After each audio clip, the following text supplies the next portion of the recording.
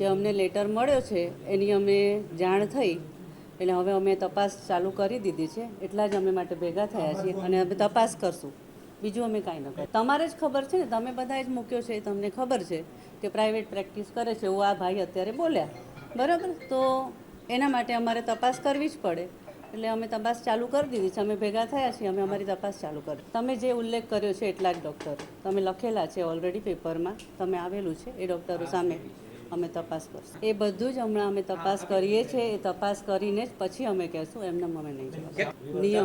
નિયમમાં શું નિયમ, જે ડૉક્ટરો પાસ આઉટ થાય એને કે 1 વર્ષની એસઆરસી હોય છે અને પછી ગવર્મેન્ટ આસિસ્ટન્ટ પ્રોફેસર તરીકે નિમણૂક આપે છે. તમે ઓલરેડી પેપરમાં આપેલું જ છે કયા વિભાગના છે, એ ઓલરેડી છે જ, પણ અત્યારે અમને તપાસ માટે અત્યારે મળ્યો છે એટલે અમે તપાસ ચાલુ કરી દીધી છે. એટલે આ ડોક્ટરો છે સિવિલ હોસ્પિટલની અંદર કઈ જગ્યાએ ફરજ બજાવે છે? હાજર હોય છે, નથી હોતા, શું હોય છે? એ માટે તો તપાસ કરવાની છે, એને તમે તપાસ કરે છે. હા, બરાબર જ છે ને. હા, આવે છે. હાજરી પુરાવતા હશે કે નહીં પુરાવતા? હાજરી બાયોમેટ્રિકમાં પુરાવે છે અને પુરાવે છે. ઓલરેડી બાયોમેટ્રિક બધી જગ્યાએ લાગેલું છે એ. અને હવે તો જે એનએમસીના નિયમ પ્રમાણે મોબાઈલની અંદર જ બાયોમેટ્રિક્સ હોસ્પિટલમાં આવીને જ કરવાનું હોય છે અને એટલી રેન્જમાં જ બાયોમેટ્રિક થઈ શકે. પ્રાથમિક અમારી સામે જે તમે પેપરમાં મૂક્યું છે એ જ મારી સામે આવ્યું છે અને એ પ્રમાણે જ અમે અત્યારે તપાસ કમિટીની નિમણૂક કરવા બેઠા છીએ અને અમે હમણાં જ તપાસ કમિટીની નિમણૂક કરી અને તાત્કાલિક રિપોર્ટ તૈયાર કર્યો.